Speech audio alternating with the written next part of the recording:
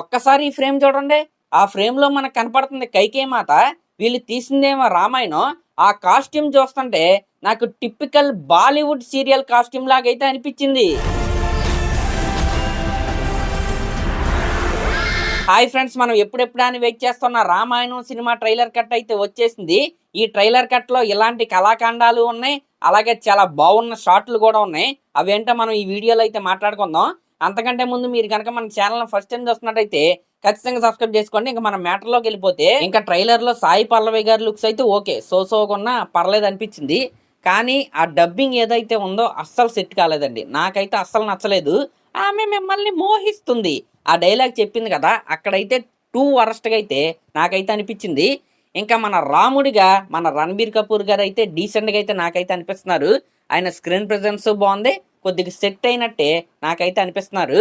ఇంకా అందరికంటే మెయిన్గా మన రాకింగ్ స్టార్ యష్ గారు రావణాసురుడిగా ఆయన స్క్రీన్ ప్రెజెన్స్ ఉందండి. నిజంగా చాలా అంటే చాలా కమాండింగ్గా నాకైతే అనిపించింది. ఆయన డైలాగ్ డెలివరీ కావచ్చు, ఆ స్క్రీన్ ప్రెజెన్స్ కావచ్చు, ప్రతిదీ కూడా టాప్ నాచ్ అయితే ఉంది. అయితే ఇదే రావణాసురుడిది ఈ ఫ్రేమ్ అయితే చూడండి.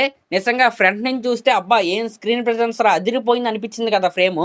ఇదే బ్యాక్ సైడ్ నుంచి చూపిస్తారు చూడండి, ఇది పెద్ద ఎలివేషన్ ఫ్రేమ్ అనమాట. కానీ అక్కడ ఉన్న జనాల్లా కనిపిస్తున్నారా, ఏదో పురుగులు అంటించినట్టు అట్ట అంటించారు విఎఫ్ఎక్స్లో, అంతే. టూ వరస్ట్ విఎఫ్ఎక్స్ అనే చెప్పాలి. ఇంకా రావణాసురుడు దేవతలతో యుద్ధం చేసే ఫ్రేమ్లు ఏవైతే ఉన్నాయో, షాట్లు ఏవైతే ఉన్నాయో, అవి కొన్ని అయితే నాకు చాలా అంటే చాలా బాగా నచ్చాయి. అలాగే అట్ ద సేమ్ టైం కొన్ని ఫ్రేమ్లు ఏవైతే ఉన్నాయో ప్యూర్లీ ఫ్యాన్ మేడ్ ఎడిట్స్ ఉంటాయి కదా, ఆ రేంజ్లో అయితే నాకైతే అనిపించింది. ఇంకా ట్రైలర్లో రెక్కల గుర్రం ఒకటి చూపించారు చూసారా, అది ఇంద్రుని వాహనం అన్నమాట, ఐరావతం అంటారు. దాన్ని కూడా మన యష్ గారి రావణాసురుడు ఇలా గుద్దాడంతే అది వెళ్ళి అక్కడైతే వెళ్ళి అయితే పడింది. ఈ రకంగా కొన్ని షాట్లు అయితే ఉన్నాయి. అవి కొన్ని ఓవర్ ద టాప్ అనిపించినాయి, కొన్ని అయితే బొమ్మలాగా అయితే నాకైతే అనిపించినాయి. ఇంకా ఈ ఫ్రేమ్ చూడండి, అక్కడ ఫైర్ అంటే హోమం చేస్తున్నారనమాట. వీళ్ళు షూటింగ్లో కనీసం ఆ ఫైర్ని కూడా అంటించలేకపోయారు. అక్కడ కనపడుతుంది కూడా విఎఫ్ఎక్స్ ఫైరే. అది మళ్ళీ క్లారిటీగా మనకైతే తెలిసిపోతుంది. 4,000 కోట్ల బడ్జెట్, దగ్గరగా 3,000 కోట్ల బడ్జెట్లో మంట కూడా వెలిగించలేకపోయారండి. ఇంకా ట్రైలర్లో నాకు బాగా నచ్చిన షాట్ ఒకటి అయితే ఉంది. మన సీతాదేవి గారిని ఆ పుష్పక విమానం పైన రావణాసురుడు అయితే ఎత్తుకెళ్ళిపోతా ఉంటాడు. అప్పుడు జటాయు ఫైట్ అయితే జరిగింది కదా, ఆ ఫ్రేమ్స్ ఏవైతే ఉన్నాయో, ఆ ఫైట్ యొక్క సీక్వెన్స్ ఫ్రేమ్స్ ఏవైతే ఉన్నాయో నాకైతే చాలా అంటే చాలా బాగా నచ్చాయి.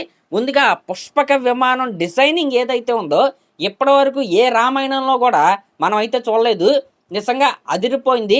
అక్కడ గ్రాఫిక్స్ కావచ్చు, ఆ పుష్పక విమానం డిజైనింగ్ కావచ్చు, ప్రతిదీ కూడా నాకైతే బాగా నచ్చింది. నాకు తెలిసి సినిమా ఎండ్ అయ్యేది కూడా జటాయు ఫైట్తోనే. ఎందుకంటే ఈ సినిమా 2 పార్ట్స్లో అయితే వస్తుంది. ఫస్ట్ పార్ట్లో సీతాపహరణ వరకు అయితే చూపిస్తారు, సెకండ్ పార్ట్లో యుద్ధాన్ని అయితే చూపిస్తారు. అందుకే ఈ ట్రైలర్లో మన ఫేవరెట్ గాడ్ అయిన హనుమంతుల వారిని అయితే చూపించలేదు ఎక్కడా కూడా. ఎందుకంటే ఆయన సెకండ్ పార్ట్లో వస్తారు కాబట్టి ఈ ఫస్ట్ పార్ట్లో అయితే కనిపించరు, అందుకే ట్రైలర్లో కూడా పెట్టలేదు. ఇంకా కొన్ని షాట్లు అయితే ఉన్నాయి. కుంభకర్ణుడి విఎఫ్ఎక్స్ అయితే 2 వరస్ట్. ఏదో బొమ్మల సినిమా నుండి, బొమ్మల సీరియల్ నుంచి లేపేసిన రాక్షసులాగైతే నాకైతే అనిపిస్తున్నాడు. ఇంకా రావణాసురుడు బాణం కలిపే షాట్ కావచ్చు, ఇంకా మన లక్ష్మణ రేఖ ఇలా గీసినప్పుడు ఒక విఎఫ్ఎక్స్ ఎలా వచ్చింది, అదైతే నాకు బాగా నచ్చింది. ఆ ఎఫెక్ట్ ఏదైతే ఉందో అది నాకు బాగా నచ్చింది. ఇంకా మన శ్రీరాముల వారి చుట్టూరు కూడా అలా ఫ్లవర్ ఒకటైతే వచ్చింది, ఆ విఎఫ్ఎక్స్ షాట్ కూడా నాకైతే బాగా నచ్చింది. ఇంకా అంతకుముందు టీజర్లో మారీచుడు విఎఫ్ఎక్స్ చాలా వరస్ట్గా అయితే ఉండేది, దాన్ని అయితే ఈ ట్రైలర్ కట్లో వీళ్ళు అయితే ఇంప్రూవ్ చేశారు. ఈ రకంగా 50-50గా విఎఫ్ఎక్స్ షాట్ అయితే నాకైతే అనిపించింది. కానీ వీళ్ళు చెప్పిన దాని ప్రకారం దాదాపు 2,000-3,000 కోట్లు బడ్జెట్ పెట్టినప్పుడు విఎఫ్ఎక్స్ చేసినా సరే దాని అవుట్పుట్ అనేది చాలా రియాలిటీగా అయితే రావాలి. కానీ ఈ ట్రైలర్లో లైటింగ్ అయితే 2 వరస్ట్, క్లియర్ కట్గా తెలిసిపోతుంది. ప్రతి ఫ్రేము గ్రీన్ మ్యాట్ల మధ్యలో, బ్లూ మ్యాట్ల మధ్యలో తీశారని మనకైతే క్లియర్ కట్గా అయితే తెలిసిపోతుంది. చెప్పాను కదా, కనీసం మంట కూడా వాళ్ళైతే వెలిగించలేకపోయారు.